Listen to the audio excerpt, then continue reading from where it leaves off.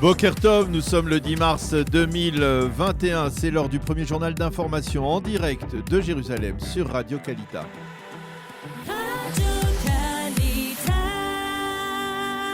Et direction nos studios à Jérusalem avec notre correspondant Daniel Haïk, comme tous les matins. Bonjour Daniel, à la une de l'actualité ce matin, la crise sanitaire. Et nous commençons ce journal justement par une bonne nouvelle liée à la sortie de crise. Oui, Boker Tov, Ilana. Hier soir, la directrice des services de santé publique au ministère de la Santé, la docteure Sharon Elroi-Price, a été très claire. Si la tendance actuelle de baisse dans le taux de morbidité et dans le nombre de malades graves se poursuit, il n'y aura pas de nouvelles restrictions à imposer à l'approche de la fête de Pessah. Mais pour que cela se produise, a-t-elle dit, il faut que nous soyons responsables et que nous respections les mesures sanitaires actuelles comme le masque et la distanciation sociale. Ce n'est que comme cela que nous pourrons célébrer une fête de Pessah normale, a encore précisé la docteure Elroi-Price. La raison de ce message optimiste est simple, il n'y a pas eu le moindre rebond de l'épidémie durant les fêtes de Purim comme on le craignait. Et si cette tendance donc se poursuit, le ministère de la Santé pourrait assouplir les restrictions actuelles et par exemple augmenter le nombre de personnes autorisées à se rassembler, soit dans des mariages, soit dans des fêtes, soit dans des grands événements sportifs. Et toujours à propos du dossier sanitaire, Daniel, parallèlement, le Premier ministre poursuit son offensive de séduction auprès des pays européens au travers de sa campagne de vaccination. Oui, après la visite la semaine dernière du chancelier autrichien et de la première ministre danoise, M. Netanyahou accueillera aujourd'hui les premiers ministres hongrois et tchèques à Jérusalem. Il sera question d'une possible coopération entre Israël et ces deux pays dans le domaine de la vaccination. Il faut préciser que les instituts biologiques d'Israël et de Hongrie coopèrent depuis le début de l'épidémie dans la production du vaccin israélien qui progresse mais plus lentement qu'on ne le pensait. En revanche, dans les territoires palestiniens, la situation sanitaire ne s'améliore pas vraiment. Oui, en effet, le nombre de cas graves de Covid-19 a presque doublé au cours des 2 dernières semaines dans les territoires palestiniens et les départements de soins intensifs seraient actuellement à 100% de leur capacité. Il semble que ce soit le variant britannique qui cause de tels dégâts du côté palestinien. Je vous rappelle que l'État d'Israël a entamé au cours des derniers jours une vaste campagne de vaccination des 120 000 ouvriers palestiniens qui pénètrent chaque jour à l'intérieur du territoire israélien.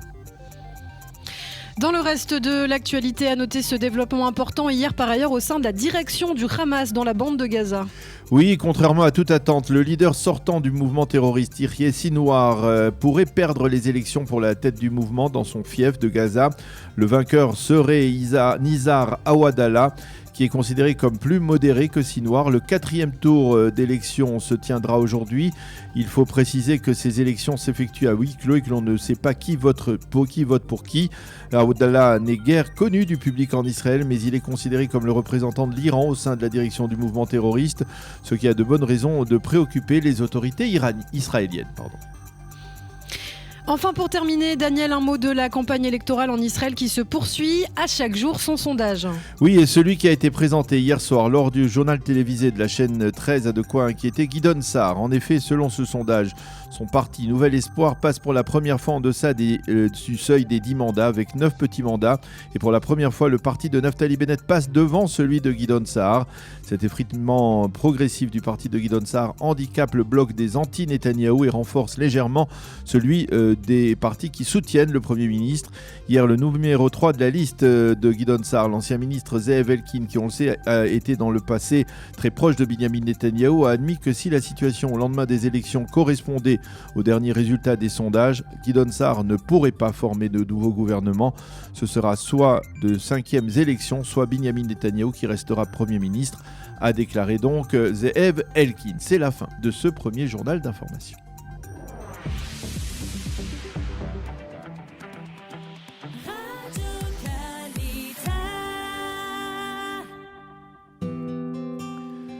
C'est l'heure de notre page météo pour terminer ce premier journal d'information. Temps de plus en plus doux aujourd'hui et même on peut parler d'une vague de chaleur aujourd'hui sur l'État d'Israël. Il fera chaud et sec avec des températures très élevées. Mais demain, retour d'une nouvelle perturbation avec des pluies sur l'ensemble du territoire israélien, au moins jusqu'à vendredi. Et avec ensuite, pour le Shabbat, à nouveau des températures adoucies. Il fera aujourd'hui, tenez-vous bien, 25 degrés à Jérusalem et à Tel Aviv et 33 degrés à Eilat.